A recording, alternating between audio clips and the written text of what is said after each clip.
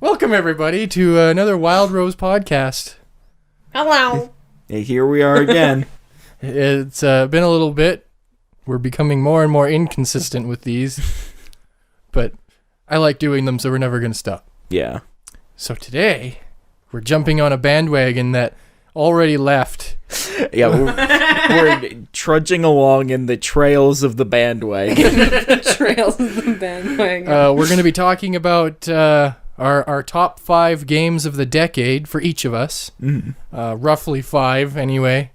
But like usual, let's start this podcast off talking about what we've been playing lately. Holly, what have you been playing lately? I'm trying to think a little ways back. You were playing Ratchet and Clank. Yeah, but before then, I'm sorry. I'm getting distracted.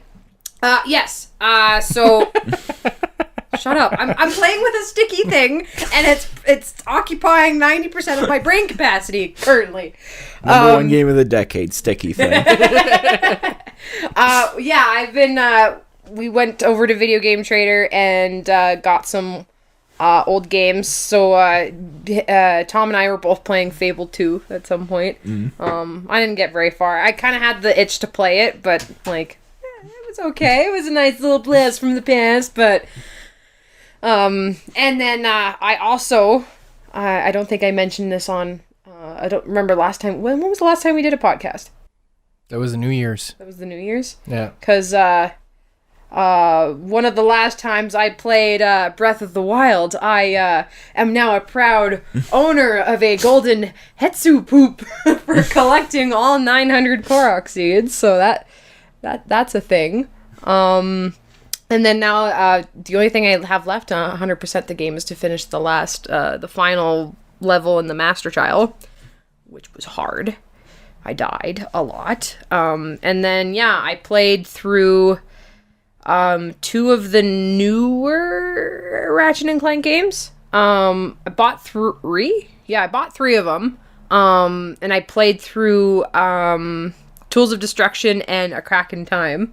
And I like playing Ratchet and Clank. So like, it was my only complaint with those games is that because it's been so long since I've played the series, and so like the plot is very hard to follow sometimes, and some of the cutscenes are really fast, and dialogue can sometimes be very fast, and it's just I was thinking about it too because I figured that you were going to ask me what I've been playing lately, and I was just thinking about it.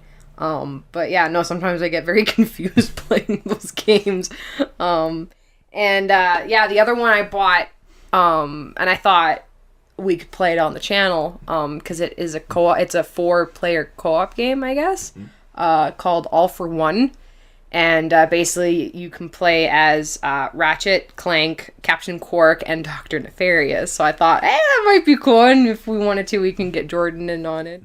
Yeah. That'd be fun to play.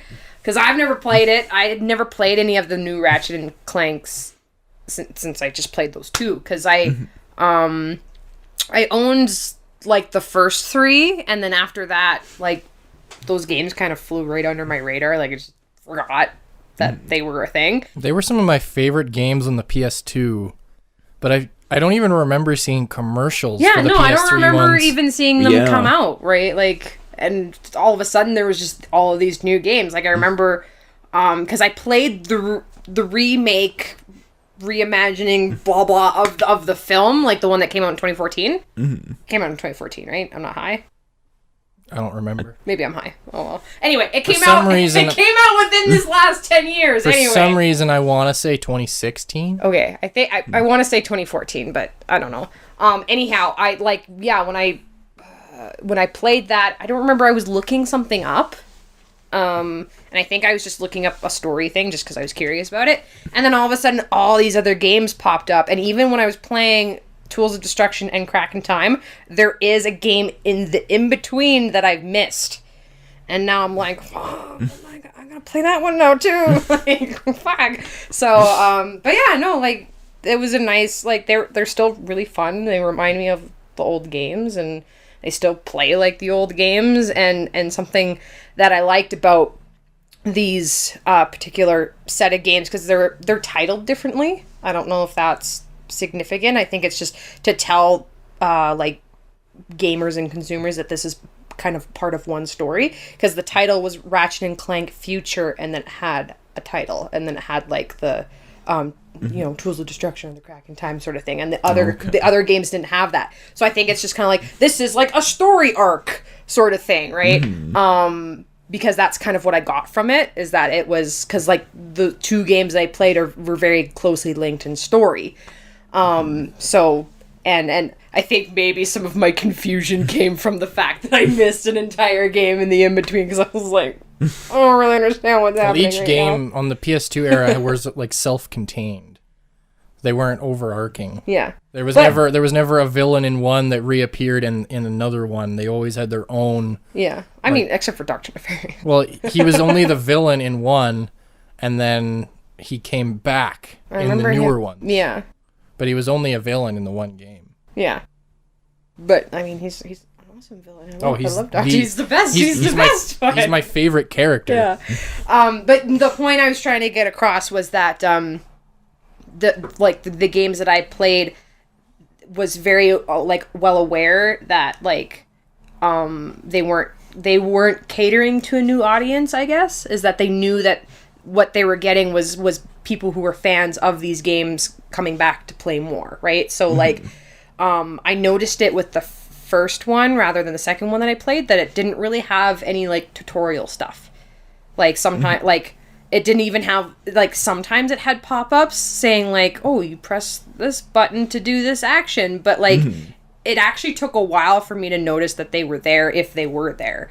And I was like, oh, this game's literally just handing me the reins and letting me ride. And it was actually kind of fun because, even though I haven't picked up Ratchet and Clank in a long time, like, I know a lot about, like, the gadgets and stuff like that, because they're usually somewhat reoccurring, but they always make new ones for new games. Right. But like usually like your grapple glove is usually the same. Like if you have Clank as your little backpack, your hovering is usually the same. Like your double jumps or whatever. Like it's pretty straightforward if you've played Ratchet and Clank before, what you're supposed to do as soon as the game gives you control. And then once you get the new gadgets, they show you how to do the new gadgets and stuff. So yeah, that's what I've been up to, and I still want to finish Master Trials and Zelda because I'm a sucker for punishment and Lionel's. That's all I'm gonna say. I'm surprised the Master Trials are what's like your roadblock and not finding the 900 Koroks. Well, after finding a couple of them, there was kind of patterns that you could see on like kind of where they were hiding, and because like a lot of the puzzles are kind of reused.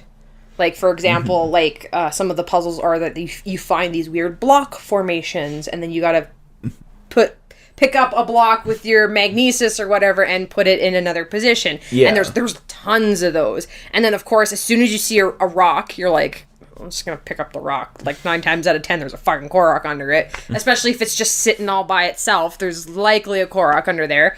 Or there are also rock formations where you pick up a rock and complete the formation and blah, blah, blah. The one that I found the most interesting, the one puzzle I found the most interesting, I think there's only 2 or 3 of them that exist. I'm pretty sure there's only 2 though. I just want to say 3 because it seems right. And it took me forever to figure out. It figured out the first time, and the second time I saw it, I was like, you sneaky bastards, I got you. But basically what you had to do is that there was 3 fences, and the fences are part of like some of these like ruiny like areas where there's like broken buildings and stuff like that. So they blend in pretty well. If you're not paying attention, if you're not looking for Koroks, you wouldn't even notice them. But I only noticed it because they were very strategically distanced from each other. Right. And I was like, that looks a little suspicious. And then so I was like running around them and like trying to figure out the Korok. And I had my Korok mask on and it was going off. So I knew there was a Korok somewhere around there, but I was like, I don't know what to do. And it happened to be right by one of the horses' stables too. So I was like, fuck it, let's give it a shot. So I mounted my horse and jumped the 3 fences, and sure enough, out came a Korok, and I was like, you motherfuckers. And then I saw one more that was just like that, and I saw the fence pattern, and I was like, there's a Korok right there. So, but yeah, no, like once I got the Korok mask, it wasn't super, like, it was a bit difficult because like you kind of had to go places that you weren't really supposed to go, and but that was the reason I wanted to collect all the Koroks, is because I love Breath of the Wild. We're all gonna be talking about it at some point because it's within this decade. But I wanted like literally to squeeze every ounce out of it as I could, and I was like, what's gonna make me explore this game in ways that I haven't explored it yet? And it was going to be collecting Korok seeds, because it's gonna force me to go places that I wouldn't have thought to go. Right? Like there was a lot of Koroks underneath the bridge of the lake in the Hylia Lake. Like there was a lot hiding underneath the bridge in some pretty weird places. And I found tons of treasure in there too, because I wouldn't think to go underneath the bridge, but there was tons of treasure, which was pretty cool. But yeah, no, it was tedious, and some of it I didn't like because some of them were really hard to find. And yeah, but no, like 900 Korok seeds, done. It's very pleasing to see that number on your loading screen. you have the 120 shrines. You don't like, and then you have the 900 Korok seeds. It's a beautiful thing. Okay, Rob, what have you been playing lately? I was trying to think about like I was starting to wonder if I had actually been playing any video games. A lot of it's just sort of been like my usual rotation for like when I'm listening to podcasts, actually. Like I found a new line combination in NHL PA 93 that I'm very excited about, that no one wants to hear about. But there was a few games where I was like on sort of a real kick for a while. I was playing a lot of Echo the Dolphin for a little bit. What? And, like, not getting anywhere. What was that for? Well, why would you play Echo the Dolphin? Because it's a classic game on the Genesis. It's the only game that's ever made me give up. Technically, that was Echo the Tides of Time. Well, it's just such a weird thing. I don't know. I wasn't expecting that. Well, I mean, if I'm just gonna be judged for Well, that. Hey. Fine. After that, I was playing the very manly game Thumper. If that makes you feel any better. What's Thumper? It's like it's a rhythm game. You're this little sort of silver beetle thing. Just on like a track. Oh, yes, I know this game. Yeah, I was playing a lot of that, and like. Sorry, you say Thumper, and I think of. You're thinking like the rabbit like from Bambi, like the little gray rabbit. Yeah, that's who it is. He's on the rails, and That would be so cute. I'd play the hell out of that. But yeah, I was playing a lot of Thumper for a while, and then after that, I was playing a lot of this game Tangle Deep. I don't know how familiar you guys are with that one. It's a roguelike. I think it came out like a couple years ago, but it just it went on sale on the Switch, I think in like December. Mm-hmm. And it's like sort of like based on the style and the feel of like old Super Nintendo RPGs. Right. But, it's all like a roguelike. Like it's randomly generated. You're going up different floors and fighting bosses. Yeah. And it's got... And I think the one thing that like really appeals to me about it is it's just got like a really interesting variety of classes. Like you have your more sort of typical like warrior and mage, but you also like the one that I've really gotten into is called the Floromancer. Floromancer. Yeah, you're basically like a mage, but all your powers are like plant based. Right. Yeah. So you can summon like a wall of vines, or like there's one. It's like. They call it a Floriconda. It's like some kind of vine snake that'll fight for you. Yeah, that's cool. And it's just, I mean, it's like pretty much any roguelike. You can just kind of hop in, go for a while, and then just lose like an hour to it at a time. Huh. But yeah, I mean, that's pretty much what I've been playing lately. How about you? Technically, I've been playing Fable again, but the first Fable. I played all the way through Fable Anniversary just for fun. And then I had an idea for a video that I'm pretty sure I'm going to make. So I've been playing it again to set up save files where I would need them to make the video. And I really like Fable, the first one. That's... I don't know, it didn't sound like you were enjoying yourself. I don't want to go into details as to why, though. Oh, all I could hear you was cursing. No. Oh, Fable, jeez. No. I wish you hadn't said that. I really do. I'm sorry. I'm Because sorry. then we don't have to talk Okay, about hold on. it. I really like Fable. It's one of my favorite original Xbox games. But it does have some problems just because of its age. And Fable Anniversary corrects a lot of them, but not all of them. And this is why I don't want to talk about it too much, because I have to play the game in a specific way to set up my video.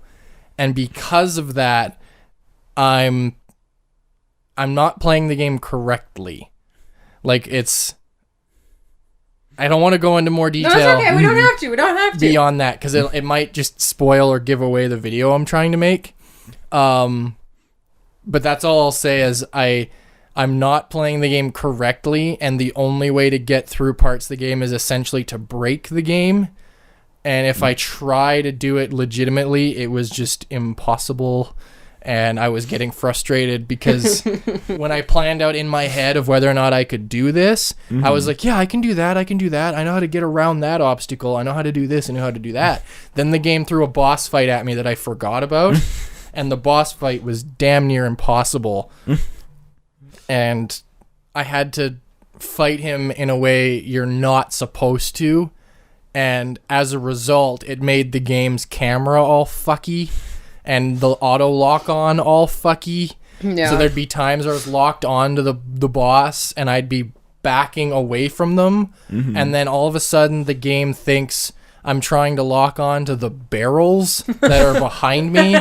So then all of a sudden my whole camera perspective changes and then the boss attacks me and I can only take like one hit from it or I die because I've broken my way up till this point. Yeah. So it's not fair to say that I didn't sound like I was enjoying it. No. I was just making a joke. I know. I just wanted to be clear. No, I know. I was just making a joke. That You were kind of cussing and swearing. Yeah, it's the game's issues were sort of exemplified because of the way I was kind of abusing the system. Yes. Right. So, yes, I've been playing Fable and I really like Fable.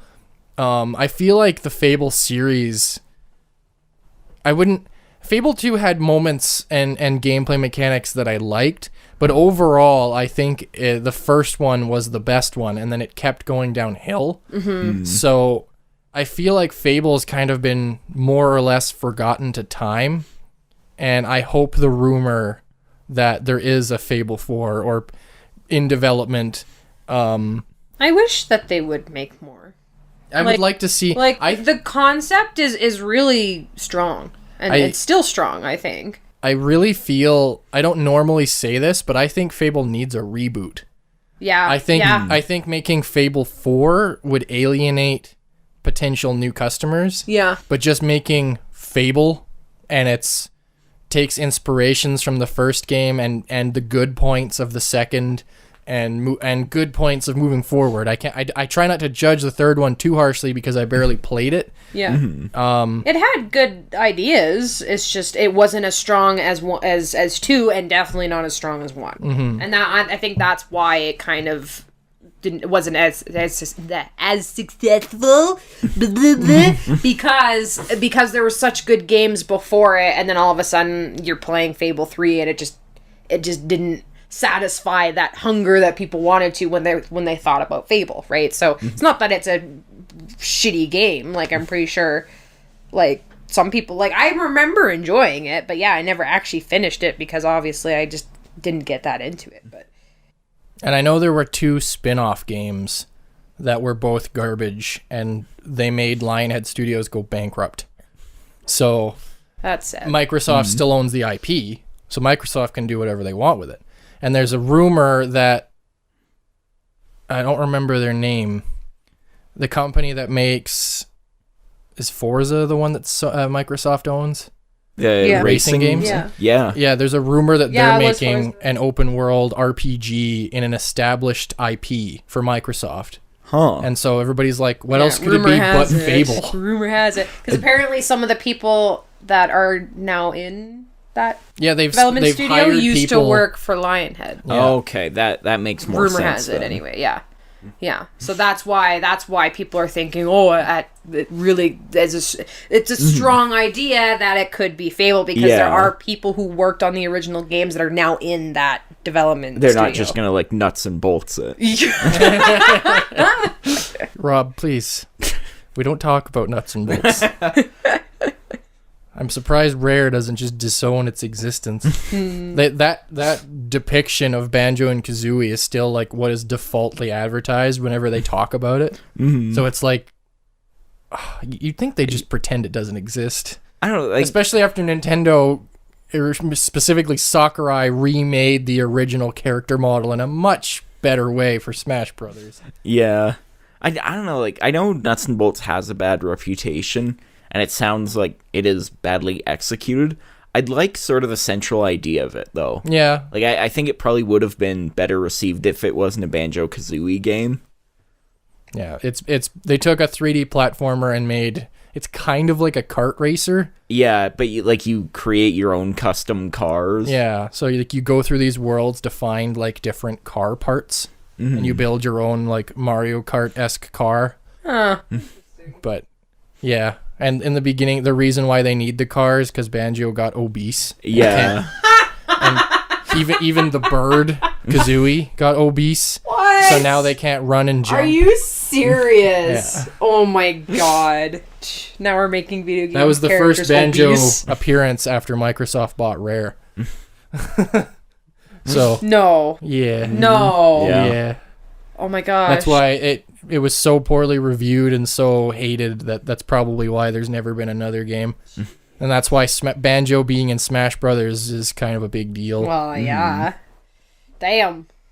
But yeah, I was playing Fable, and between my personal playthrough of Fable and sort of replaying it lately, I tried my hand at Dino Crisis. I finally tracked down a copy for my Dreamcast. Oh, yeah. And so far I really like it, but it is way more difficult than I anticipated.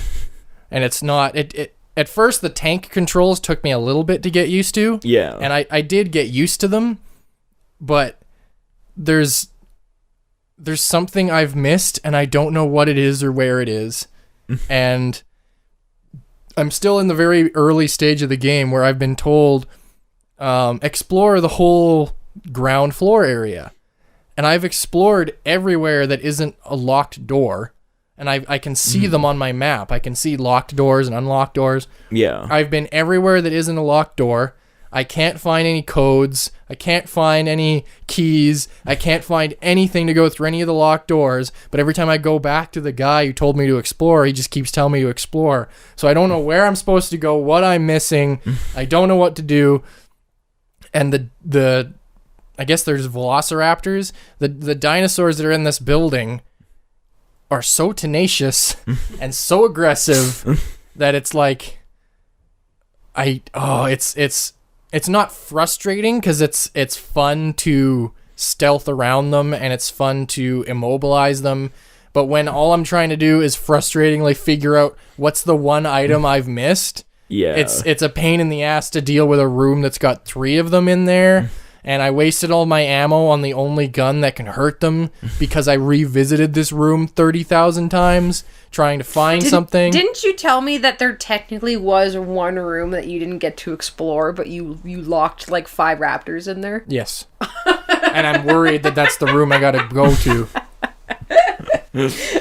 So you've just shot yourself in the foot because you've locked 5 raptors in the last room that you Potentially. need to explore. Because I bet you there's nothing in there, but they maybe just want you to go into each room. Oh, I was in the room at one point. Oh, because the okay. raptors chased me Okay. in there. And then I locked the door when I left. Oh, okay.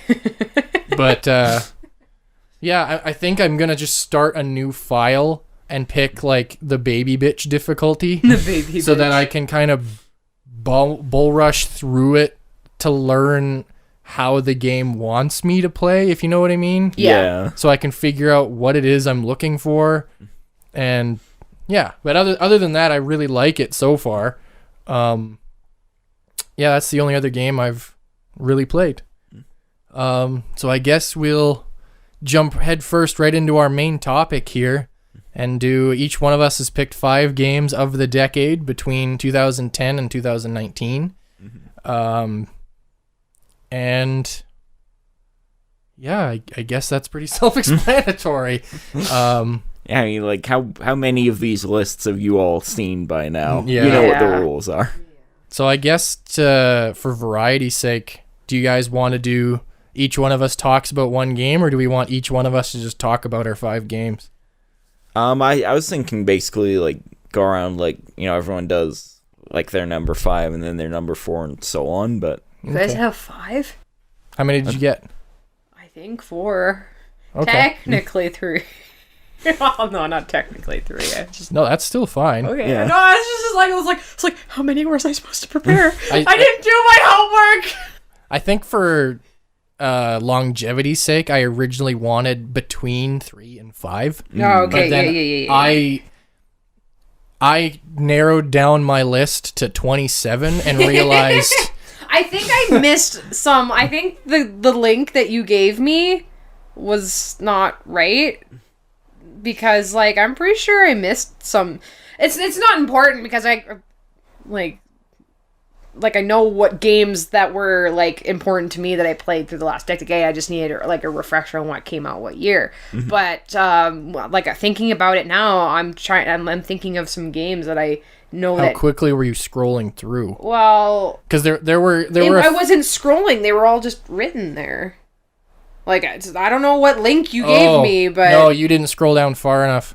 I couldn't go down farther. No, there's a tab you had to click. I'll show you later. Oh, whatever. But the list the list you're talking about only had like probably 30 games a year on it, Yeah. but there was like 500 per year Oh. lists down. Oh, I think I know the one you're talking about, because I think that was the one I looked at to Yeah! refresh my memory. Oh, fuck. Because, I was like, there's not lots of games here. Like, I was like, really? Like, this is all that came out this if you year? went Whatever? down farther and clicked and opened the tab of the whole year, it would literally do January Well, no, 1st, because I 2nd, literally 3rd. hit the bottom of the page, and it just didn't have anything, so I was like, I guess this is it. And they- I just sat there and read it. That's what the tabs are. I'll show you later, but I guess I it don't doesn't know how really to matter. internet.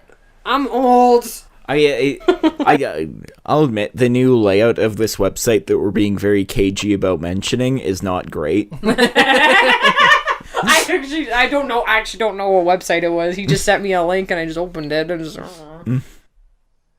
But I don't know how to internet well. I'm technically older than Google, so I don't know. so since Holly only has 3 or 4, and I had a tough time narrowing it down from 6 to 5, 27. I will start and do 2 or 3 games, Okay. and then Holly will take over, and then we'll do Rob, and then we'll do me again. Why do you always pick me first? I'm just kidding. Because it's easier for you to talk than it is for me to talk. You just seem to go. My mouth just moves and I push air between my lips. So, 3 games, I guess I'll talk about first. Starting, I guess, kind of right at 2010 a little bit. In 2010, both Mass Effect 2 and Halo Reach came out. And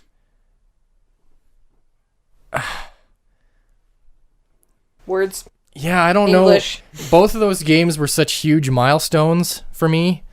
The first Mass Effect was such a great game. I loved it so much, and 2 improved upon every aspect of it. I don't want to spend too much time talking about Mass Effect 2, though, because Rob and I are currently playing it on this channel. Yeah. But I didn't want that to affect my list necessarily, so I wanted to at least mention Mass Effect 2 was a huge milestone, and it is one of my games of the decade. But if I have to pick between it and Halo Reach for the sake of having 5 games, I'm going to pick Halo Reach because of the sheer amount of hours I spent in Halo back in that point of my life. And it was a very important Halo game. It was Bungie's last one. And they were very public about, like, we're leaving Microsoft after this game. This is our last Halo game. So it was a pretty big milestone in that regard. Bungie was basically giving their baby to Microsoft and telling the fans, this is our swan song. This is our final Halo game. And it was multiplayer and core gameplay wise, I still think Halo 3 was better, but the Forge mode and Firefight mode and the campaigns in Reach were so much fun that, oh man, I spent so many hours in Forge mode. Nathan and I used to pull all-nighters making big, huge, expansive maps and then getting our friends to play test them. And Bungie used to do a thing where you could submit maps to them, and if the community would play them and vote up or down, and the higher voted custom Forge maps and custom games that you made would climb up on like a leaderboard type situation. So when you were playing matchmaking, online matchmaking, you could actually end up in custom maps and stuff that people had made. And Nathan and I had multiple maps featured in that once in a while. And we were so proud of ourselves that people liked our maps. And yeah, I don't know, just Halo was a big part of my life for a long time. And I don't want to just be a hater for the sake of being a hater, but that Bungie magic left with Bungie, and Halo 4 and 5 really didn't live up to the hype. Things are looking positive so far for Halo Infinite, but I have high hopes and very low expectations. Yeah, well, I think that, like, from what I can gather, I think that sort of the consensus view is that, like, 4 and 5 are good, but not as good. They try too hard to be mainstream. Because Halo had its own identity, and Halo 5 feels like, oh, they took Halo and mashed some Titanfall and Call of Duty in here. But Halo always felt different. It felt like an arena shooter right out of the 90s that just had all of the modern bells and whistles of... You're sad because you dropped your sticky. Yeah. But it had all of the bells and whistles of the modern games at the time. It's okay, I got my sticky. So I don't know, Halo 3 was the peak for me, but Halo Reach was an important milestone. I guess the other one I'll talk about briefly was my game of the year for 2018, and it's The Messenger.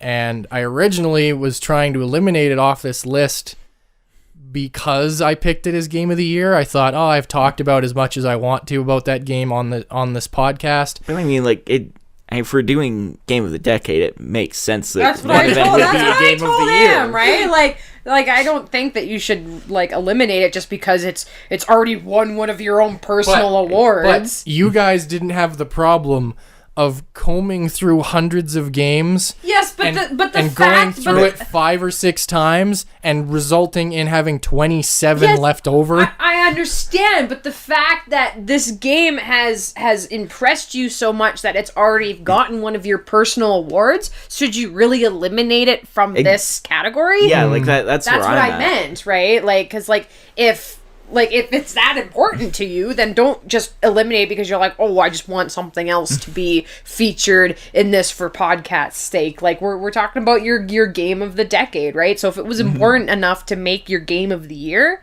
right? Like, why shouldn't it be here? Yeah, like, one of my games of the year is one that I know I've talked a lot about on this channel. And Me too! anyone who doesn't like it, I don't give a shit. Exactly! I talk about it a lot because I like it. Yeah!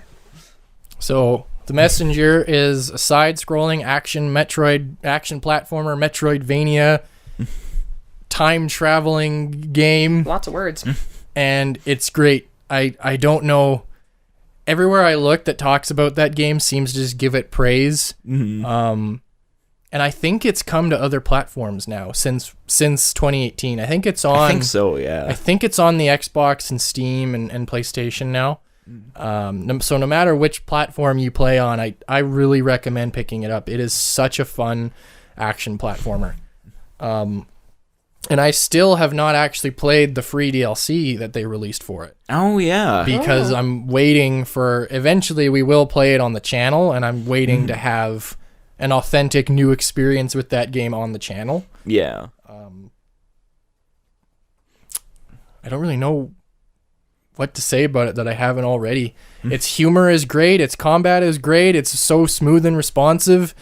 It's charming. If you liked Hollow Knight, you'd probably like The Messenger. They're very similar in terms of the reflexes you need to develop and the sort of layout of the world, I guess. They're both Metroidvanias, but The Messenger doesn't start out as one. It starts more action-oriented, and then you go from an 8-bit era to a 16-bit era, and the whole visual graphical style and the soundtrack all changes between like 8-bit chiptune and 16-bit chiptune. It's so cute. I loved it.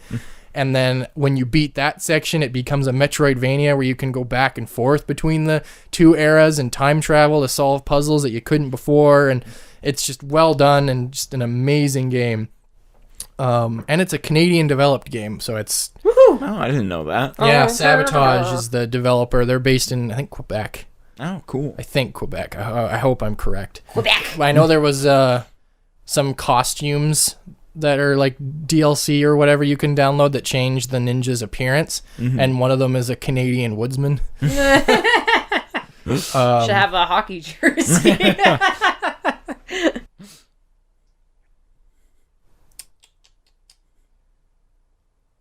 Silence. Oh, no. One of the games I have on my list, I'm pretty sure Holly's going to talk about. So I think it's time to move on to Holly. Well, what game is it? Now I want to know. Tell me your games first. Should I tell you all of them? Whatever you want. Okay. Well, yeah, I only picked 4 because obviously I didn't read the right list. But still, I kind of wanted to keep this short because, like, I don't know, like, it's not that there wasn't any games that, like, overly impressed me, but I feel like the ones that did just kind of outshine the rest. I think that's why I was able to kind of go through a lot of that and then just refresh my memory on what came out what year. And then being like, no, I'm pretty sure, like, you know, these ones belong in this list and in this category for me just because they stood out the most. And so my first one, I think that was 2010, is Red Dead Redemption. The next one for me was Dragon Age Inquisition.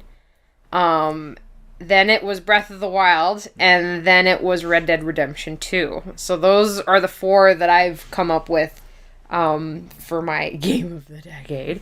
And I guess here's why. Red Dead for both Red Dead Redemption and RDR2, because they surprised me. Like it took what I thought I liked in games and was like, nah, here you go. You like this now. But it was because it was something that was not my play style. Like I'm not a shooter person, and I know he likes to argue with me because he's a Halo player and whatever. That Red Dead Redemption is not a shooter, but in my perspective, yes, it is, because like I said, I don't play games like that, and they're not really like I try to stay away from games like shooters because they're just not my thing. Mm-hmm. And I like, especially like first person shooters and stuff like that. It's just not into it. But something about Red Dead was different because and even with the first one and even more with Red Dead 2. Is because, like, it gives you so much more to do other than just shooting the bad guys. So I put Red Dead on this list just because it was the first one that introduced me to the entire, like, franchise. Yeah. And to that play style. And I originally played this game, and I'm sure, I don't quite remember, but I'm pretty sure I only originally played this game because you could ride horses. And it's the same reason I only played Assassin's Creed the first time, was because I could ride horses. Because I literally, as a kid, Googled games where I could ride horses, and Assassin's Creed came up, and so I bought an Xbox. And I never had an Xbox before then, so... but I think this was another one, because I mean, for 2010, the graphics were really good, had a really cool story, and I was excited to explore the Wild Wild West on horseback. So I was like, okay, let's give this game a try. And I was so surprised at how much I liked it, and how much I even still enjoyed all the gunslinger shooting portions of the game. The game is very forgiving in those segments, and I think that's why it translated really well for me. Because it had this kind of auto-targeting sort of thing, which made it really easy for you to shoot the bad guys. So it wasn't trying to punish you and being like, you're not a shooter, so you can't play this game because it's got guns in it. Get good, squad. Yeah, right? And I just wanted to enjoy the game, because I wanted to experience the story and stuff. And that's what I really liked about this game, is it still gave you the challenges, but it didn't make it so hard and not too easy for you to accomplish the goal to proceed within the story. And that's what I really like games to do, because I don't mind spending the effort in playing games. I like playing games, so I like difficult ones.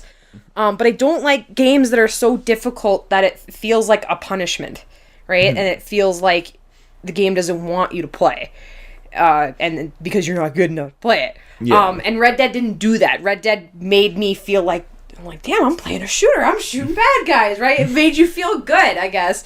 And then the story was surprisingly, for me at the time, very interesting. I fell in love with the main character, John Marston, so quickly, because he was just very entertaining.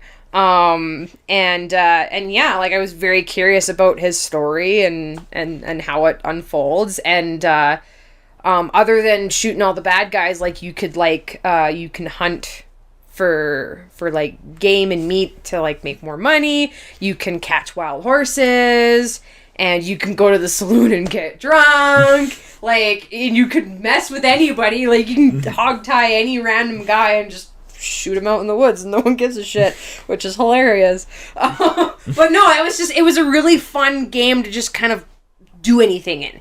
And when I was younger playing games, that's was the number one selling point for me. If 15-year-old me had the games that we have now, I wouldn't leave my house. I wouldn't ever, because that's all I wanted, was a game that just gave me a world and was go for it, right? And then I would literally just do anything that I wanted with what limitations that the game did give me. And at that time, when I was first starting to really get into video games, they weren't quite like that. So now when I play these types of games, I get really excited, because the childhood comes out in me. It's oh, this is what I've wanted for so long. And I'm getting a little off track here from Red Dead, but yeah, that's why I put that on my list, because it usually wouldn't, I wouldn't have picked up that game on my own. I guess that's what I'm trying to say. I wouldn't have picked that out, being I'm gonna play this game. I don't even remember how Red Dead ended up in my hands, but it did, and I'm thankful that it did. Now, I put Dragon Age Inquisition in this list because it was the first BioWare game I have ever played, and it was really cool. I really liked the Dragon Age universe, and the ability to create your own character, have your character be fully cutscene animated and voiced, blew my fucking mind. And I was what the hell? And because this is the first time I experienced a BioWare game, right? Like Mass Effect for you, and I guess Dragon Age for me. It totally reflects our two play styles. But yeah, it was so like revolutionary for me, I guess. Is the right way? I don't know if that's the right word to use, but yeah, no, like that was something that would have been unheard of for me because like usually a game has their own like set main character and you play this set main character, but to like make your own original character, make choices, have romantic relationships, and it was just, damn, it was cool. Like, fuck, I wish more games were like this. and it makes like, and I haven't played the Mass Effect games, and it's this like the same thing with the Red Dead thing. It's just not my style. Right? And I'm pretty sure Mass Effect is probably a lot like Red Dead in the way that I explain it, is that it gives you a lot of other stuff to do, but then you shoot stuff, which is fine. But again, it's just not a genre that I can get super into, and I really like to just fall into my games, and then and that's what I usually look for. And then there's Breath of the Wild. Oh, Zelda. Yeah. I'm pretty sure we've talked a lot about this game. Everyone's talked a lot about this game. Every podcast it comes up. Podcast. Well, it's recent. It's still fresh. I'm still playing it. So, like, I think recent is subjective. That was 3 years ago now. Well, it's the newest Zelda. It's the newest Zelda, right? That's true. And as a Zelda fan, I'm gonna talk about it a lot. And you're gonna sit here and be okay with it. I'm kidding. This is my channel now. This is my channel now. You are all hostages. Guys, I think we're getting a glimpse into the kind of home life these two have. No, I'm very quiet. I'm very quiet. Unless you put a microphone in front of me. No, it was what I like. I'm trying to collect my thoughts. Because sometimes I just... yeah, so I waited for this game for a long time when there was rumors, when there was chatter, when there was, oh, it's going to come out on the Wii U, oh, it's going to come out in the NX, when that was still a thing. Mm-hmm. And I was just waiting and waiting and waiting and waiting, and I couldn't sit still anymore. Like, at this point, it was like a bomb ready to explode. Like, I just kept hearing about this new Zelda, and then there was rumors about it being, like, an open world Zelda, and, like, and then all this other stuff, and then I caught whiff of the name, and Breath of the Wild, and I was like, oh my god, what is this? I have to play this game, and the hype was just so big that once, like, the Switch launched, and it launched with Breath of the Wild, like, it was no brainer. It's like I had to have this game. Mm-hmm. And the only reason I got excited for the Nintendo Switch was so I could have this game. Like, it wasn't anything else. Like, I could give two shits about the Switch at this point. I didn't know what it did, and I didn't care. All I knew is I could play Zelda. And that's all I wanted. And, because I got to Walmart at 2:30 in the morning to get in line to make sure she could have a Switch and Breath of the Wild. Because I remember you saying, you're like, oh, but you can just play mine. And I was like, no, I have to have my own. And I didn't like expect you to buy it for me. You just did it. I have a fun little story about that that I was going to tell at the reception until we didn't do speeches. Oh. Yeah. Because, like, you were texting me all day about this plan, and you were, like, so excited. What? And, like, the last thing you said to me about it was, like, you had gotten it into her room, and you're like, oh, I'm so excited. I hope I get a big hug. Is that what you said? I guess. I don't remember. I hope I get a big hug. You little Care Bear. That's so cute. That's so funny. But no, I remember walking into my room. That. And it was like, it was like walking into, like, my own little store. It was, like, all displayed on my bed. Perfectly. There was a little poster that had Link on it. There was the Switch in its box, all displayed nicely with the game in front, and I remember it so clearly, and I just we didn't live together at the time, and one of her sisters was home, and her sister let me in the house, and I set it all up on her bed like a display, like she sang, so that when she came home from work, she'd just find it there. Yeah. No, it was quite beautiful. I was very, very happy. But yeah, no, and like playing that game for the first time, like I said this before when I was talking about Okami. Sometimes I wish I could erase my memory of games that I've played and experienced for the first time, and that's just one of them. Like I remember the awe and the beauty, and like you can feel it, like your heart just bye-bye, like oh my god, like I can't even. But no, that game was just, it's so beautiful, it's so well done. I do have my complaints with it. I say air quotes, but like they're very minor, and like they're not that big of a deal because everything else about it was just fantastic. And then so we'll stop talking about Zelda because I just want to say that was one of the hardest mornings for me, not because of getting up so early, not because of going to wait in line at the Walmart. It's because I did all that to get you your Switch and your copy of the game. Oh, I remember, yeah. And then I had mine pre-ordered from EB Games, but I got home at I think 7 a.m. with her Switch, her Breath of the Wild, her Pro Controller, her poster, her everything. And this game I've been waiting for since 2014 was sitting on my coffee table right in front of me. And I was sitting there system being with the able console to play it. that I was super excited for. And I had to sit there and wait like 4 more hours till EB Games opened so I could go get mine. I remember sitting there like trying to watch YouTube videos on my TV, maybe sleep for a couple more hours or something, and I just kept turning my head and looking at it. And then I'd pick up the Switch box and I'd turn it and look at it from all angles, and I'd pick up Breath of the Wild and look at the case, and then I'd put it back, and then I'd look at the TV for 10 seconds, and then I'd pick up the Switch, and then I'd look at the box. I can't believe that EB Games, of all places, didn't have like a midnight release for that. Yeah, I know. They don't really do that anymore. I think they lose money on them now.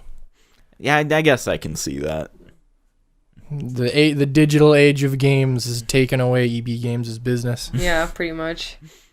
That's where companies like the one you mentioned earlier, I'm going to beep it out because I try not to. Well, I guess it doesn't matter. Why? They're great. They're awesome. No. I don't want any like issues with. It's hard to explain. Internet politics. No. If we talk about them, I love them, and then 5 years from now, Rob has a racist comment, then they they can take Itchy and be like, you mentioned us once, we don't like you. So I try not to mention businesses unless they're big enough that I don't give a shit about them, like EB Games and Walmart. Yeah. But whatever. There's a retro game store in Calgary called Video Game Trader. I absolutely love them. And that's what's going to keep them alive, is they have already a successful market at least in our city, and they stock games that you most often than not you can't get digitally. Yeah. And that's what's keeping... I got my Ratchet and Clanks. Yeah. That's what's keeping them alive, and like EB Games and GameStop's going out of business. Yeah. Is that whole business model approach to it. I'm wondering if EB Games and GameStop are going to try to change to be what like Video Game Trader is. There's some places that are already kind of doing that in the States, but it hasn't come to Canada yet. EB Games kind of did that concept. They just did it very poorly. Like the whole trading games in for like money sort of thing. Well, yeah, not that. I mean like retro games. Because EB Games, they won't even take like Xbox 360 anymore. Oh. Because to them, it's, no, we can't sell it. Nobody gives a shit. Right. But, okay. Yeah. Like Video Game Traders, like, oh yeah, ColecoVision game, hell yeah, we'll take that. Yeah. Here's cash money. Fair enough. Yeah. And that's the business model difference I'm talking about. Yeah. Anywho, last one. So 2018, Red Dead Redemption 2. Is that what? Yeah, that was my game of the year. So it made it on my list because I'm passionate about it. And I always second guess my awesome games. No, I'm just kidding. I'm just messing with you. I feel like you're attacking me. I get excited, okay? God. So Red Dead Redemption 2. again was another one that I was patiently anticipating and waiting for because of how much I liked the first Red Dead. Well, they basically confirmed they were working on it like 2 years or something after the first one came out. They had a couple of release dates that kept getting pushed. And that was one of the main teases for me that I was like, I can't. We're a month away. Nope, it's coming out 2 more years from now. I know, right? Yeah. Like, I can't get mad at that stuff, though, because I'd rather a developer hold back the game to make it perfect instead of releasing it before it's ready. Yeah. And man, did this game do that. Holy fucking shit. Like, this game checked all the boxes that I expected and blew it out of the water for what I expected the Red Dead Redemption 2 to be. Because like after loving the first one and I was like, oh yeah, like we're gonna get like this cool story, and then when I caught whiff of what the actual story was gonna be, which basically is the story about John Marston's gang before what happened in Red Dead Redemption. So it's kind of like a prequel, which I thought was really cool because I'm like, I already know this character super well. But that was also a downside for me before I played the game, because I was like, I don't get to be John Marston anymore. So I was really sad because I'm like, well, I really like this character, John Marston. And then I was like, I don't know who this Arthur Morgan asshole is. Like, I don't want to play this guy. Like, can I pick? And then, but I love Arthur Morgan more than I love John Marston. So, I mean, like they designed these characters super well. Like their personalities, their stories, like they feel like real people. And sometimes you, like, even throughout their story, like you get caught up in their emotions, and it's just, like it's painful at the same time as it's like exciting and thrilling, and like it just, like the game just like kept you engaged the entire time. And then the variety of gameplay too. Again, there's my lovely horseback riding, and I get to catch my wild horses, and there's all different kinds of horses and colored horses, and I can have all the horses. And then, like, again, like, the shooting is very similar. And you can buy different guns. You can customize your guns. You can do... I loved how they expanded on the hunting aspect in this game, too. Like, they turned up the dial to 100 with what you can do. And, what else? Like, the missions are really cool. You really like the Red Dead Online, too. Yeah, I was playing the online Red Dead, which was super fun. I was playing it with my sisters, and we were just getting into all kinds of shenanigans. But the online stuff was pretty cool. I just wish that I could play it offline. Because I'm what I like to call a solo snob. I don't like to play with people. I don't like people. People suck. Especially in Red Dead. They're evil. But yeah, no, because like you can have certain jobs on the Red Dead Online. So like they introduced a new one, but when I was playing, they had 3. You could be a trader. So basically you hunted and collected like furs and materials and stuff like that, and then you would transport them to buyers. The other one, you could be a collector. So you would basically kind of just roam around and finding like tarot cards or like rare liquor bottles or like rare coins and things like that, and you'd bring them to this lady that would buy them from you and give you money. The other one you can do is being a bounty hunter, which is a lot like playing the original game, but basically you go to like the police station. They have posters that you can choose from to pick bounties, and they give you a little blurb of what said person has done for them to be either lynched or jailed. And then you go get them. Though, like, being the bounty hunter is okay, but like most of the bounties are pretty easy, so it's kind of repetitive. But what sometimes they do bounty events, and they call them legendary bounties. And these ones are cool. Like they even have, when you accept the bounty, it gives you a cool like little cutscene about how this ne'er-do-well got their name and did their shit and stuff like that. And it's just really cool. Like it just makes it feel like a little mini story. Yeah. And these ones are a little bit more difficult. I would usually do this one with my sister, because she was also part of the bounty hunter profession. And so her and I would usually do these ones together, because sometimes they would be multiple people. So sometimes you'd be taking down a whole gang. I think the largest one we did was 6. And she actually had a prison wagon that she would drive, and then I was just on horseback, and so I just pick off all the guys and throw them in the wagon, and it was really fun. But I was primarily a trader, because it was something just to easily like do casually. Yeah. But transporting your goods is dangerous. Very dangerous, especially if you want to make lots of money. Because if you're carrying a wagon that's got like a good amount of goodies in there, people will try to steal it from you. And if you don't have protection, you ain't getting it back. And that happened a lot. Because like I would usually only do small runs. So small runs are also short distances. But if you were to do big runs for long distances, you get way more money for what you've collected. But then, yeah, other players aren't like technically notified that you're doing this run. So if they feel ballsy enough that they want to steal your goods, and they can make your profit off of it if they take it, which I stole somebody's goods once, but we'll talk about that later. It's the Wild West. But yeah, like I remember trying to do one by myself. I was like, there's not that many people online. Like it should be fine, because it was like late at night or whatever, and I was doing a long distance runs, and these 3 guys just come ripping through, and they took my shit real quick. But I wasn't going down without a fight. I kept coming after them, trying to get my stuff back, but they were pretty good shots, so they kept killing me. One hit killing me really fast, but and then yeah, there was one time Haley and I were playing online together, and we see a wagon go by, and we're just like, do you want to let's go steal that wagon? And I was like, no, I don't want to be mean. Like, let's not steal their wagon. Like, if that was me, I'd be super duper pissed.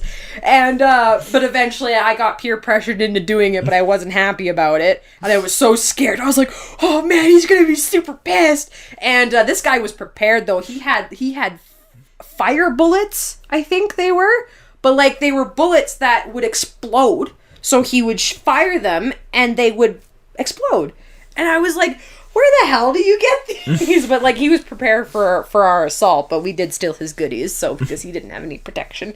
But yeah, no. So the Red Dead Online stuff was really cool, and it didn't. I don't think it came out it didn't come out when the game came out. They kind of waited to kind of perfect it a little bit. I remember Haley had done the beta, and that's when she turned me on and being like, oh yeah, it's really fun.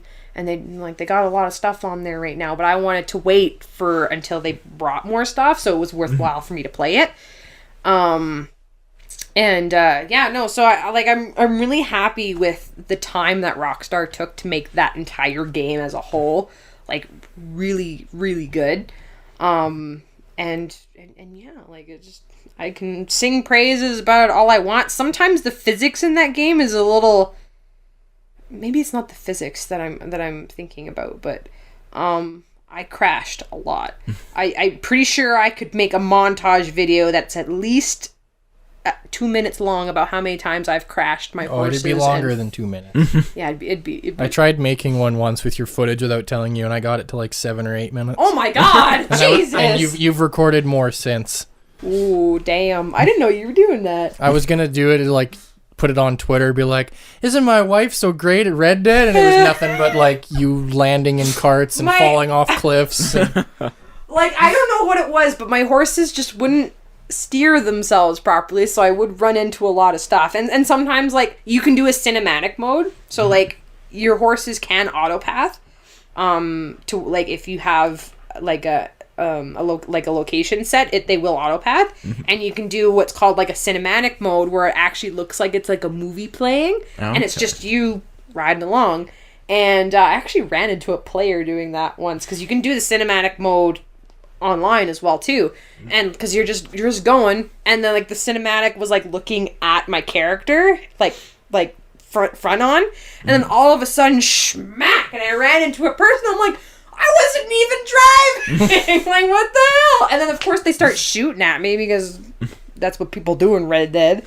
But yeah, it's one of my favorite ones was I was in a like a lumber yard, and I was on my horsey, and there was like a tree that was like beautifully placed as like a jumping obstacle, and I was like, oh yeah, I'm gonna jump this tree, and I'm getting my horse all excited, so she's like dancing in place, and she's like, yeah, let's go, and then I just like lay the spurs to her, and then she just running full throttle but doesn't jump. So her knees hit the tree, falls face first, and Arthur goes flying like it's just face plants right into the dirt. Oh, it was so funny. Oh my god. But yeah, how many times have I like split stitches laughing every time I like do something stupid in that game. It's really funny.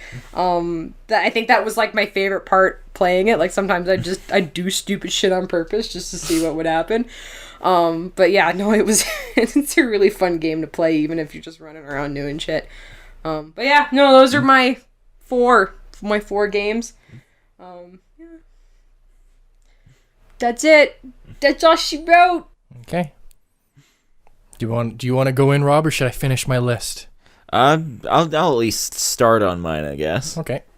So like, yeah, I guess like for a long time while I was thinking of this, my sort of 4 and 5 were kind of interchangeable. Like I had two very distinct tiers. But I think I settled on number 5 for me is Super Smash Bros. Ultimate. Oh, I wasn't expecting that. Oh, really? Yeah. That one made my list. I've been thinking the past couple weeks, like, what is Rob's games going to be? And I kept thinking, it's going to be nothing but the most obscure stuff. Yeah, I know. I'm not going to know anything Rob's talking about. No, I did like try to make it not. I totally left field. Yeah, like, I didn't try to be like, no, I can't put that on. No one likes it but me. But, I did try to think of like, okay, what are not just like some games I got into, but like the best games, and a lot of those did end up being like the more like popular options. Right. But yeah, like like Ultimate, just I don't know, it was hyped up for so long, and like the Smash Bros. Formula by now, it's just like proven gold. Mm-hmm. And they just went so hard with it. Like they put in so many characters, so many stages. Yeah. Like they added the spirits mode, which I think is super cool and creative. It adds like so much to the gameplay. It feels the best since at least Melee. Yeah. They finally made one that I think might be better than Melee. Yeah, like it's I don't think it's like as fast as Melee, but everything just feels like super impactful. It's close. Yeah. Like if Melee is at 10, like Brawl and Wii U and 3DS would be like 5. This is like a 7.5, maybe an 8. Yeah. Like it's like, I don't mean in grade like quality of game score. I mean like speed relative. Yeah. Well, like it just like it feels so tight. All the like impacts feel really good.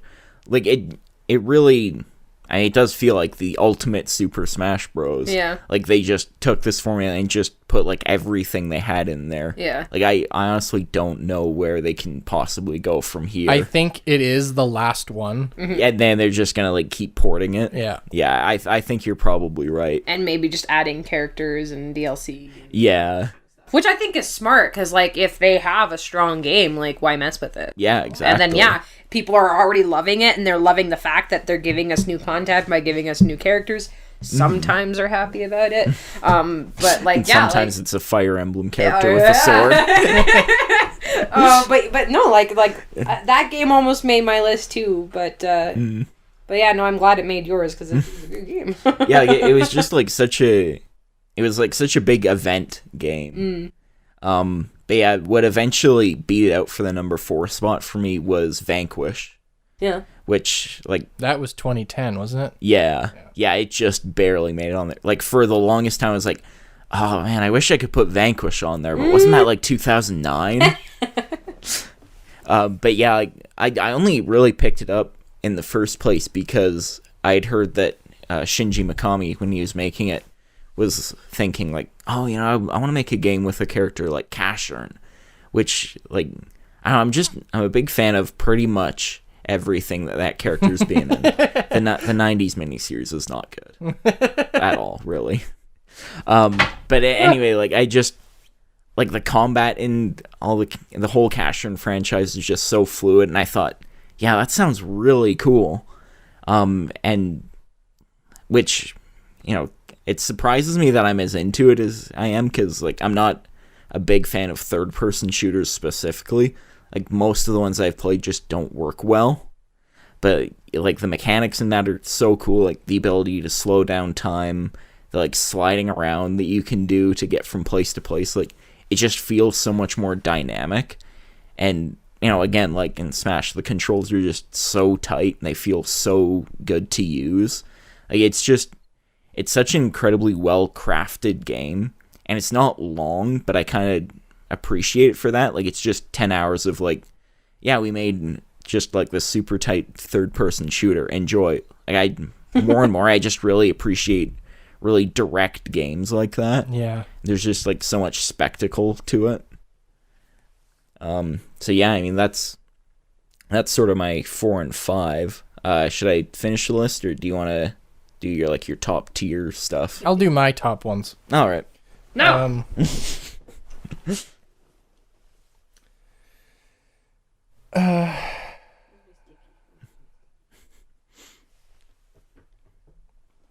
It's starting to lose its stick.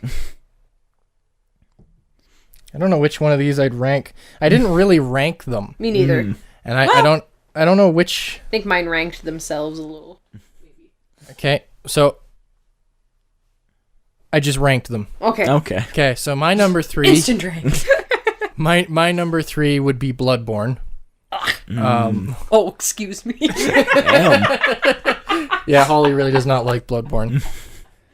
I won't spend too much time talking about Bloodborne. The internet's very familiar with it at this point. Bloodborne, I didn't like Dark Souls when it came out. I didn't like Demon Souls when it came out. I didn't like Dark Souls 2. I can't remember if that was before. I didn't like the series at all. I tried them, didn't care for them, and then I saw footage of Bloodborne, and for some reason I was super into it, had to at least try it. I picked up the game, and I couldn't put it down. And I think it's because Dark Souls is based around patience. It's about parrying, guarding, evading when you can, but it's not a mechanic that is meant to be abused. Mm-hmm. Whereas Bloodborne is all about aggression. It's about getting in, hitting them as many times as you can, dodging any attacks that come your way, and keep hitting. You even get health back by you take a hit. You'll actually see your health bar go down, but it shows you where it used to be. Yeah. And if you get in and get some hits in, you actually regain some of that health. Everything about Bloodborne is about being aggressive, and that's what I liked about it, and that's why I didn't like Sekiro, because Sekiro took that away again. I recognize Sekiro is a great game. I don't want to sound like I'm hating on it, but it wasn't for me. I loved Bloodborne, and I'd love to see a Bloodborne 2 someday. But Bloodborne would be my number 3. My number 2 is Alien Isolation. I always had a casual interest in what genre would you define that as? It's not just horror. It's kind of like a Metroidvania horror. Like the game specifically, you mean? Yeah. Yeah, I mean, I guess it's just Metroidvanias always seem like kind of a weird descriptor for like something as wide as a whole genre to me. Like I'd basically call it like survival horror. Yeah, I guess or it like is. a stealth horror. I guess it is just survival horror, but it has the developers did say that a lot of influence on it was taken from Metroid Prime in terms of how you interact with your environment. Yeah, I can see that. Yeah. And I think that's a cool roundabout because the original Metroid was inspired by Alien. Yeah. So I think that's a cool little full circle situation. thing, Yeah. Mm-hmm. But Alien Isolation was exactly what I wanted from an Alien game. I don't even know how many times I've played just chunks of it, and I have a stupid grin on my face the whole time because I'm a huge fan of Alien and Aliens, the first two films, and that game feels like those movies, but it's your own experience. It's so good. For some reason, people enjoy the fact that they feel like they're gonna die. It's a rush. It's scary is what it is. Exactly. It's scary. I will never forget the He's first too time. scared to move. I will never forget the first time I got Rob to play. And Rob hid behind it was like a bench or something. Yeah, I think it was like one of those like surgical tables. And the xenomorph came down from a vent. And Rob was sitting there staring at it, and it turned towards Rob's direction, and we both went silent, and we just stared at the television, and it turned around and started walking down the hallway the other way. And then Rob stands up and in real life goes, "Yeah, you better run!" And I've never laughed so hard. I'm pretty sure if I played that game, I'd be playing it with my eyes closed. I wish we'd played the PS4 version for that, because apparently the game has a mode that recognizes the microphone in the controller. Oh, so if you're making noises? So I just imagine that same event happening, but it actually Turns turns around, comes right at you, and then you scream, because we all scream when it catches you. Yeah. But it just, that game is so fun. I love it. I love it. I love it. I don't know what to say about it other than I love it. Go play it. And fun fact about Alien Isolation, the Switch version is almost impossible to find now. EB Games doesn't have it. Amazon doesn't have it. I've been trying to track it down, trust me. You might just have to go digital on it. It's on the eShop. I know, but how much is it on the Digital. eShop? I don't know. I can't imagine it's much. How much was the retail? Probably $40. I actually don't know. I don't remember. I'll have to look it up. Because I feel like it was cheaper than I expected, because I feel like Sega and Fox just sort of accepted it's an older game now. Yeah. Because it's, interestingly enough that you bring up the Switch version, I heard something that surprised me. It, depending on certain situations, it looks better and runs better than the base model PS4 and Xbox One versions. Oh, cool. Because they took the 360 version and ported that to the Switch so that it would just run, because the Switch is more powerful than the 360. Yeah. But then they added in the lighting effects and the character models from the PC version.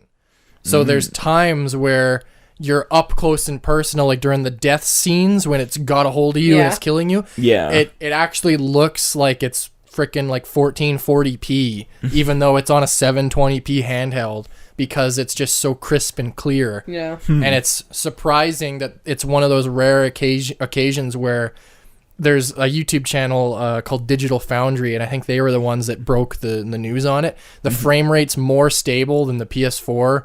It looks better than the Xbox One version. It's this weird outlier where it's like the argument where the Switch is a gimped version of the game, but you don't care because it's portable, doesn't apply to this. If you're torn between the console versions, just get the Switch one. And it was this weird, like, really? That seems kind of weird. Yeah. Like, it's great that The Witcher 3's on the Switch and it's sold well. That's awesome. But you can look at it and go, oh yeah, that's on the Switch. But when you see footage of Alien Isolation, I'm like, is this on Steam? It just looks good. And that's a great thing. I'm not putting it down. I'm surprised. Yeah. But yes, Rob, I highly recommend. I know you like it because you've played mine. Yeah. But I really recommend it to anybody, especially if you like survival horror games. It's just really good. There's something about that universe that sucks me in, not just the xenomorph or the horror. I love the like 70s and 80s depiction of the future. Yeah, it's such a cool aesthetic. Where it's like, oh man, we've got these holographic interfaces and space age technology, but our computer monitors are still cathode ray tube and our keyboards still click. Yeah. Like I love it. I love it so much. Yeah, like I think it's that sort of like both that and like the more like sort of biological parts of the aesthetic. It's like just this really interesting, like almost sort of like dirty, gritty edge to it I that know. I've always really liked in sci-fi. I know. Oh, I just love it so much. Oh, it always makes me laugh when there's these like not CGI, like just I guess it would be computer generated graphics in these old movies, but it's like something they have on a computer screen and they're like, look at this, and it's supposed to be like the year 25 something, a space age, and they're looking at it and it looks like MS-DOS. Yeah. And then you watch like the Iron Man movies and you're seeing all these holographic things he's interacting with, and I recognize that's the more likely scenario given obviously the way technology has changed. But I just love that sort of, it's old and new. Yeah. It's so cool. I love it. Because my favorite moments in that game are the stupidest shit. It's like I love saving because you put this big card into this slot and then pull a lever, and it's like, oh, I just love it. But Alien Isolation's my number 2, and it's only beaten out for number 1 by this other game because of the memories I have of this whole series. And my number 1 game is Metal Gear Solid 5. And I would argue Alien Isolation is the game I'd pick between the two. If I was stranded on a desert island and I had to pick one game, I'd pick Alien Isolation. Metal Gear Solid 5 mixed things up for Metal Gear in a way I loved. It turned every objective into a semi-open world map. So you weren't just put on the front porch of a base and told, get in, rescue a guy, get out. And there's 3 predetermined paths you can take, which gives you sort of this illusion of, if you want to go in the front door and gun everybody down, you can, or you can sneak in the vent, or you can go up on the roof and climb down or something. But the game engine is designed around, those are the only 3 options you got. Metal Gear Solid 5, it's weird saying it this way because it came out way before it, but think of it as being almost as open as Breath of the Wild in terms of you're told a similar objective, let's say, go in this base, rescue this hostage, get out. But it plops you in a small open world far away from this base, and you have to get a jeep, a horse. Can't remember if there's camels, but maybe. But you have to get your own transportation. You have to scout out the base. You have binoculars, and you can mark where all the people are, and they'll always show up on your HUD so that you can see where they are relative to the base. You have to survey the base. You have to plan ahead, and the base doesn't just have 3 entry points. It's got like 200,000, depending on how you want to do it. So you can plan your own entry point and exit point, and it was exactly what I wanted from Metal Gear when I wanted it. And it falls into that same sweet spot that I was talking about earlier with Halo Reach, where this was Hideo Kojima's last Metal Gear game, and he was very public about it being his last Metal Gear game and that he was done with Konami's shit. But he went out with a bang, in my opinion. It was so good. Good enough that Konami tried to just reuse his engine and make a spin-off, and it sucked. They ruined it. We don't talk about Metal Gear Survive. But Metal Gear Solid 5 was so good. I fell in love with the characters. I loved that one of your companion characters is just a wolf, and one of your companion characters is a horse. You don't just ride it. It's classified as one of your companion characters. So you can I remember at one point I killed a guy. I bandaged him up in a way, like put splints and stuff on him to make it look like he was still sitting upright. And I put him on my horse and told my horse to go walking through the base. So then the horse just went walking through, and because of that, because it had one of their own dudes on it, they just assumed, oh, it's just Jim riding a horse. So the horse got all the way to the center of the base, Oh, and I had a bomb on the bottom of the horse. Don't worry, Holly, hang on. I had a bomb on the bottom of the horse that when the horse got to like the center of the base, I pushed a button and the bomb fell off the horse. And the horse just walked right out with the guy. They walked right back to me, and then I hit the button and the base blew up. Objective complete. Jeez. And it's like, you could do that. Or you can take Quiet with you, which is the girl everybody knows from the game that's barely wearing any clothes. But she's a wicked good sniper, so you can send her in, and she can kind of teleport. And she can teleport different locations and scout out the base for you, so you can go in and deliver the bomb if you want. It gives you so many things, and you can have a wolf, and the wolf just rips people apart. And I just love that game so much. It got a lot of flack when it first came out, I think because it changed so much. But they also changed the voice actors for some iconic characters, and that made people mad. Mm-hmm. But in a weird way, in hindsight, I think that was intentional. Because specifically the main protagonist, Snake, was always played by David Hayter. And in this game, it's Kiefer Sutherland. Yeah. But the plot twist at the end of the game is you're not actually Snake. Oh. You're someone else. Oh. And so I think that cast That change was kind of intentional. But I as think a hint that this isn't the guy that you know. yeah, and I think that might have clever. been Kojima's way of being like, oh, I'm so smart. That's clever, yeah. But when there was like trailer footage and it wasn't David Hayter, everybody was Everyone's like, what the hell? But I think that might have been intentional. Maybe it wasn't. I don't know. I might be overthinking it, but Kojima seems like the kind of dude that's just... He's a planner. Yeah. Wah. Only I know the truth. But yeah, Metal Gear Solid 5 was just a great game to me. The ending was very rushed. It had this steady build, and then all of a sudden it was go, go, go, go, go, and then the game ended, and it made it feel really weird. And Kojima did comment on that, saying the game would have almost been another 10 or 15 hours longer with his original idea, but Konami cut his funding partway through because he resigned. Yeah. So he was like, all right, I got to get this done like quick. So there's huge chunks of the game that just got cut, and so yeah. Unfortunate. And it's unfortunate, but I still think the game is great, and it'll be my number one pick because I feel like people don't really talk about it anymore. Yeah. And between it and Alien Isolation, both of them, I enjoyed them probably equally. I'd say Alien Isolation is the better self-contained game, because a big part of why I love Metal Gear Solid 5 is because of how much I enjoyed experiencing Metal Gear, the series, up till that point. 5 was the first one I ever actually owned and replayed. Every other game I either rented from Blockbuster, played it, and then never played it again, or I borrowed it from a friend, played it, and then never played it again. Currently on the channel, we're playing Metal Gear Solid 3, Rob Jordan and I. Yeah. And this is like, besides when Jordan and I tried playing it on the channel before, if you don't count that, this is my second time ever playing it, despite how much I like the series. And it's because the story and characters and to an extent, I guess, the gameplay were so impactful on me that I still remember them.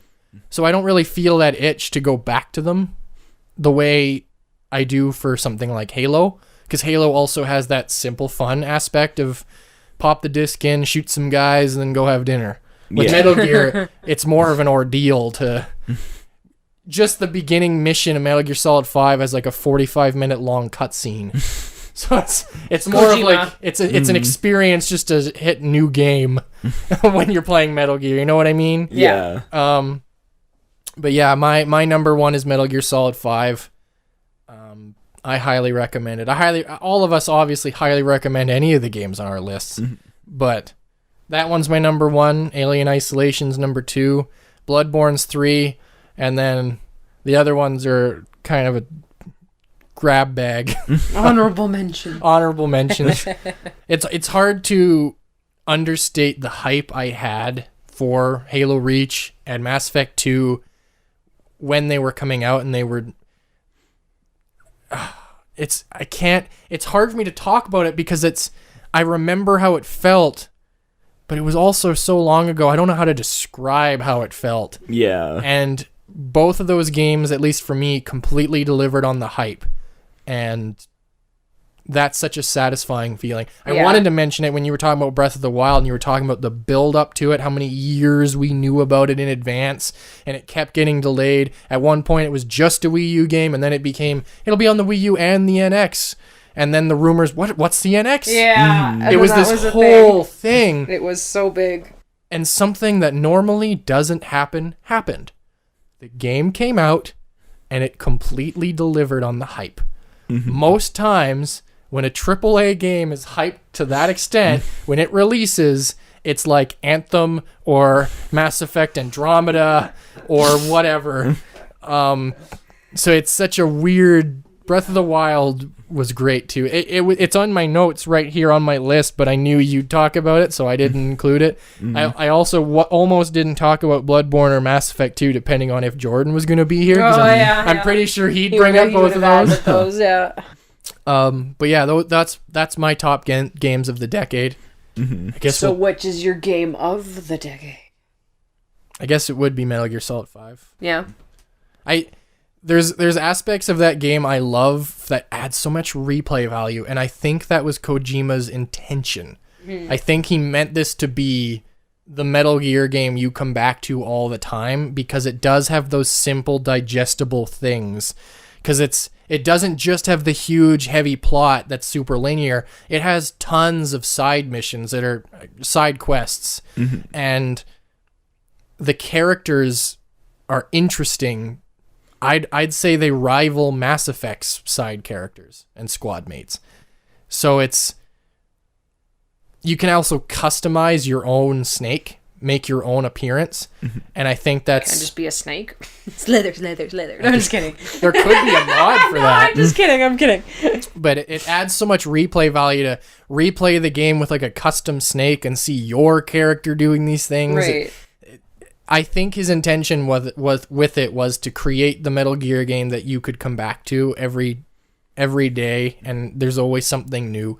It did have like a shoehorned in multiplayer that nobody played, and it didn't bother me because it clearly focuses you on that core single player experience. Yeah, it's just as an additive, if you wanted to play the game that way, but it wasn't its main focus. But yeah, I guess that would be my game of the decade, very closely followed by Alien Isolation. All right, Rob, finish your list. All right. Well, I mean, we were just talking about Breath of the Wild, and that's my number 3. I'm not going to go into a whole lot of detail because I feel like that's pretty much been covered. Sorry. I mean, that's fine. You put it higher on your list than I did. I think that's fair. But yeah, there are things in like sort of the main storyline that I think could be improved in the sequel. Like, I'd love to see them return to the more like fleshed out dungeons of the previous games. Yeah, that was one of my main complaints about it too. Yeah. And the number one complaint that I have about the game is the story happens without you. And that feels weird. And it feels weird. Like when I played through Breath of the Wild, I noticed that something felt off and I just couldn't figure it out. And then I remember I heard somebody say that, and then I was like, that's it, right? Because like the story happens through Link's memories. The story has already kind of happened. And anything that you kind of experience story-wise, it happened without you, the player. It happened with Link, the character, but then you as the player, your sole job is to explore Hyrule, and that's pretty much it, right? Yeah. And I would almost that's your argue, main objective. I would almost argue the story of Breath of the Wild is different for every player. See, and that's why I would put it so high, is because like what it does so well is it just like creates this like really interesting, engaging world, and it just kind of says to you like, okay, well, here's the first hour of the game, here's what you're gonna need, now go, just do whatever you want, and like they drop you in like just this like great world that's just so much fun to explore and discover things in. And like, I mean, that's the part of the game that really captured everyone's imagination. I totally agree with that. Like, I couldn't see Breath of the Wild being any other way than being just this sandbox exploration game.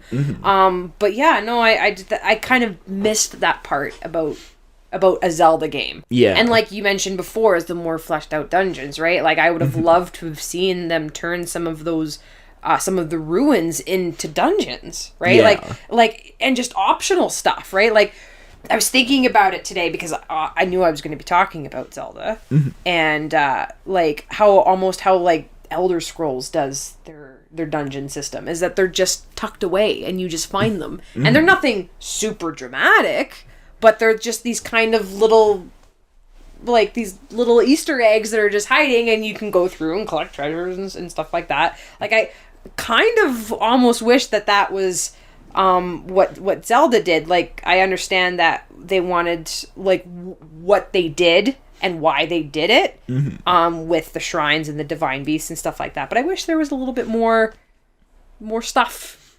I don't know, it's I've talked too much.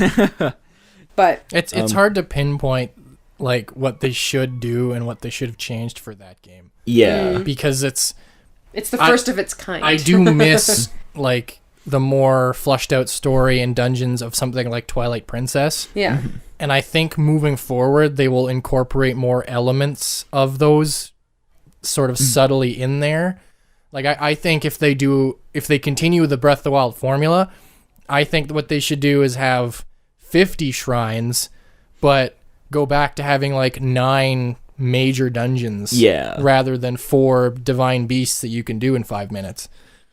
Yeah, like that's what I'd like to see. I'd like to see them not do the shrines a second time, in my personal opinion. They were fine, but it was repetitive. And it kind of, like, when I think about it, like, it's my least favorite part, right? Because it's like the environments look the same, like, the puzzles aren't the same, which is good. Like, they gave you some really cool puzzles to figure out, and I liked that part. And that it was kind of short and sweet, right? Like you weren't trapped in there forever. I don't know what to do, because sometimes that happens to me in Zelda games because I'm not so smart. But like, yeah, it was just kind of like repetitive. Like there wasn't anything special when you walked into the shrine other than the puzzle itself. Yeah. And I think that that's something that I would like to see differently in the sequel moving forward. But let's move forward. Sorry, I didn't mean to like totally jump on your Zelda bandwagon, but yeah, I guess like that's sort of our thoughts on Breath of the Wild. Sorry, that's fine. So I know I mentioned earlier, like I kind of tried to stay away from the really niche stuff that I got into. The one really niche pick that I did give for myself was my number 2 game, Floor Kids. Yeah, if this had been a ranking of like, you know, what game gave me like the most enjoyment this decade, like Floor Kids would be at the top, no question. Yeah. Like it's just like I hadn't really played a lot of rhythm games before this, and like it just does something so interesting with the formula where like you just have like about 2 minutes to just like craft your own routine, and like the whole point of the game is like, oh, find your style, you know, be creative, and it just ties in so well to that. And like how it's just like it's so much fun finding the combos and like trying for higher and higher scores and like figuring out, okay, well this leads into this, and you know I can add a little move here, and then just like everything about that game, like it came up and I was like, oh, that's interesting. Like I never thought I wanted to. That game is quite charming. When I had the liberty of playing it, it's quite charming. Like I never thought like, oh yeah, I really want to play a breakdancing game. And then a trailer came on during one of like the indie directs. Yeah. And like I knew of Kid Koala, and I was like, oh yeah, he toured with Arcade Fire. That's cool that he's doing music. And like that game got me like super into his stuff. Yeah. I love the art style, like everything about that game. Like I got so hyped for it just based on that initial trailer. And as the release date got closer and closer, it's like, man, I'm really setting myself up for disappointment. Like I bought on release day it was $19.90 because a 1990 is, I guess, like a breakdancing move. But yeah, like I bought it release day, sat down and played. It's like, okay, this is actually much better than I ever thought it could be. Like, man, like every time I sit down to it, I'm reminded like, damn, this is a great game. Like if I was gonna sit down and say like these are my top 5 favorite games of all time, that's almost definitely on there. Nice. Like I just had so much fun with it. Like even just like preparing for this, I sort of spent a little bit of time with each of the games I was considering for the list, and I kept sitting down with 4 kids like, yeah, I'll play a couple stages, and then I just keep playing. Yeah. And this morning I got my first 5 stars on the last nice. stage. Nice. So, we'll be seeing the credits on the channel sometime soon. So we did discuss that. But yeah, like, and that's just a great game that I just love so much. To the point where for a long time I thought that's going to be my number 1, no question. But the more I thought about it, the more I thought, for one thing, I'd forgotten that my number 1 game had actually come out this decade, which is Journey. Oh, Journey. Yeah. Whoa, really? Yeah, like, I partly because like it's just, I mean, I really enjoyed playing it, but Journey came out this decade? Really? 2012. Oh god, yeah, it did, didn't it? Yeah. I could have sworn that came out like early PS3 for some reason. No. Like 2006 or 7. Wow. Don't believe me, I checked. Yeah, Jesus. But yeah, I put it on there because of how much I enjoyed playing it, but also kind of like for the impact it had on my taste in games. Like it wasn't the first indie game I played, but it was, like, not to sound too pretentious, it was kind of the first like really artistically inclined game that I played where like, we played through it all in one night at your house, and it was like, oh, like a game can like make me feel this kind of way. It can like it was just such an incredible sense of wonder that I got from it. And like I haven't even ever gone back to it since that time that we played it, but it just like it's really stuck with me. Yeah, I've never played it since then either, but sometimes I catch myself thinking about it. Yeah. I've played it a couple times. First time I played it, I played it in one sitting. And it actually was the first indie game that I ever played. I actually didn't know it was an indie game. I think it's like kind of on the line. It's probably like a AA. Yeah. But I remember that game like that. Like it was just, like you said, an awe-inspiring game. Like it was just beautiful and magical, and it was just like, it was an experience. Like it was, that's a good game. Yeah, like just thinking back to some of the games I got really into this decade, stuff like, Baba Is You, which I named my game of the year last year. Or, like, I don't know that I would have gotten into Floor Kids if I hadn't played Journey and been sort of opened up to, like, okay, wow, people are doing some really interesting stuff with this art form. Yeah. So, like, I just really appreciate it for that. Have you ever heard of or played a game called Abzu? I've heard of it. I haven't played it yet. It's a lot like Journey, but it's kind of like an underwater sort of thing. Like you're a diver. Yeah, that one's actually on the Switch. Very similar to Journey. I think you'd really like it. I think I would. I need to convince myself to spend money on it. I'm cheap. No, it's that one's a good one too. But it reminds me a lot of Journey. But I think you would like it. But yeah, Journey. Yeah, that's my game of the decade. Nice. Which one was yours definitively? It was Breath of the Wild? Red Dead 2? Well, I don't know. Like, it's between Breath of the Wild and Red Dead 2, and I've been thinking about it as you guys have been talking, because it's difficult for me to... Arthur, Link, fight. Battle to the death. Because if these two games... I can just picture Arthur. Link pulls out his barrier. What in the Sam hell is going on?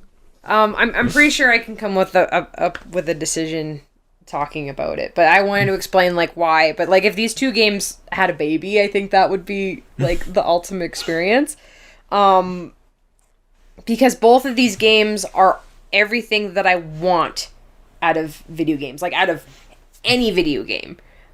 Just like the freedom it gives you, and like the world building, the story building, the character building. Like both of these games have those things, and they do it in many amazing and different ways that it's confusing. But I think every time I say I think it's Zelda, I think it's Red Dead. You don't have to I keep actually, going back, but it's just yeah, like I don't know. You can say both. Yeah. I mean, I basically said Metal Gear Solid 5 or Alien Isolation. Yeah, yeah. I guess it would be both. Metal Gear Solid Like, Isolation. Gameplay wise, I like Zelda better. So gameplay wise, Zelda is my game of the year. But I think for like story, I think RDR2 takes the cake for me. It's not that I didn't like Zelda's like Breath of the Wild story. Like I loved it and I loved the characters, and like the music.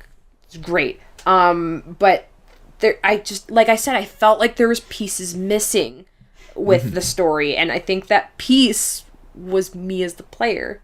And I think that that's kind of where I felt like I was disconnected from the story, like when you have the memories of like of the champions and stuff like that, you want to feel like you know them as a character, but you don't. You didn't get to interact with them. You didn't get to experience them. You're experiencing them through Link's memories.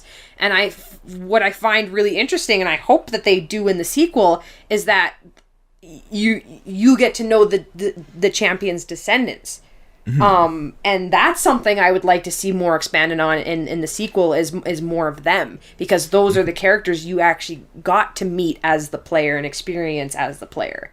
And so that's why I think that like for story RDR takes my game of the decade, and for gameplay Breath of the Wild takes it, is because I felt left out in Breath of the Wild, but in Red Dead I was very well kept in with the story, to the point where I felt every emotion, every happiness and every sadness that came along with it. So, yeah.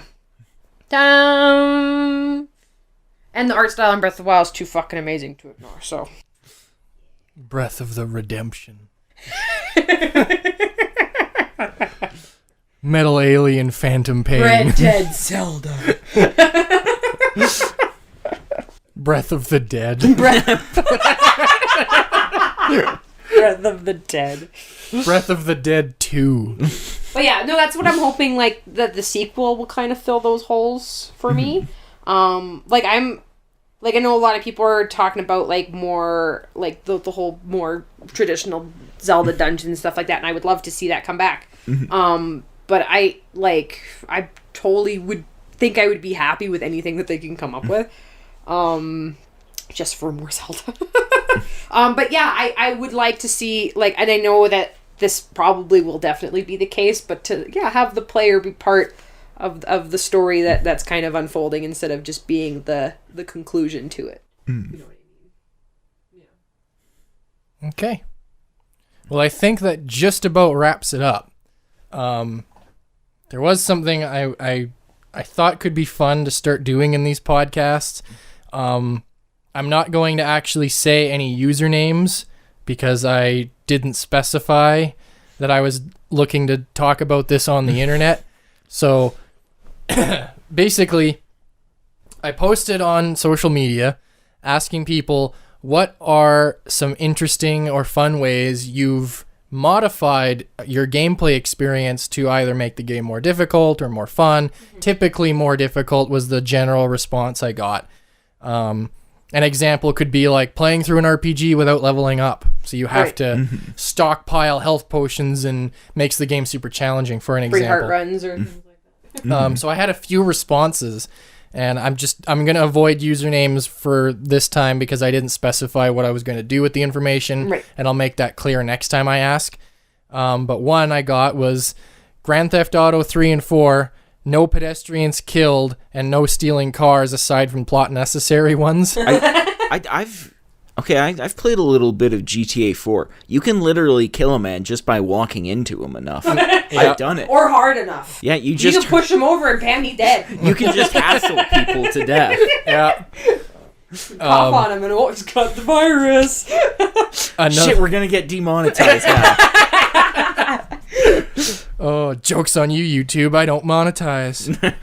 So another Grand Theft Auto one is meet the traffic rules or obey the traffic laws. I do that all the time. I love doing that. I love it. But the game's not designed for it. So the challenge comes from, like, you could stop at a red light, but someone coming up behind you, the AI doesn't perceive that you're there stop, so they can rear end you, but it classifies as you damaging them. So the cops come after you. So I think the They nature usually of just this... honk at you.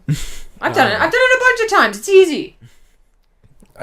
Apparently not to this guy. Well, do it all the time. It's my favorite thing to do. It's the only way I play GTA. And then I get bored and then I run people over. Another one is Skyrim, but a completely pacifist run. Don't kill anything. Whoa. I'm not even sure that's possible. Maybe. It might be, but I'm just... I usually run past shit. It scares me. Another Elder Scrolls one is, since Morrowind, I play all Elder Scrolls games bare-handed. Not even for the challenge, but for the violence. For the violence. This guy is probably the most hardcore.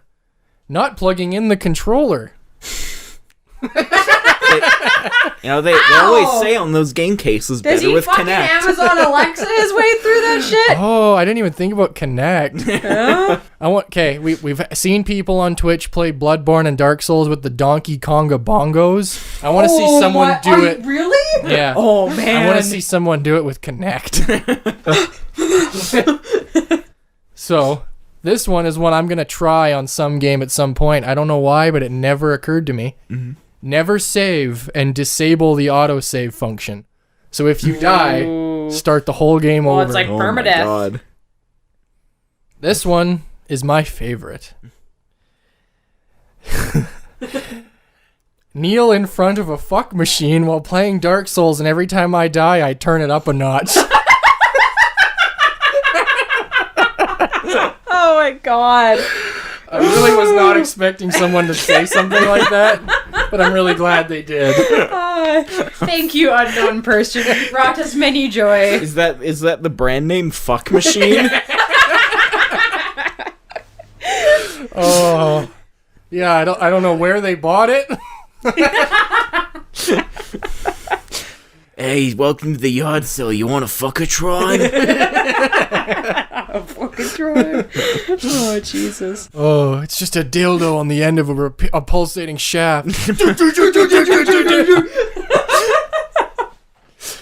Every time I die, I turn it up a notch. Punishes me harder. My only solace is beating the game. So this has been our top games of the decade.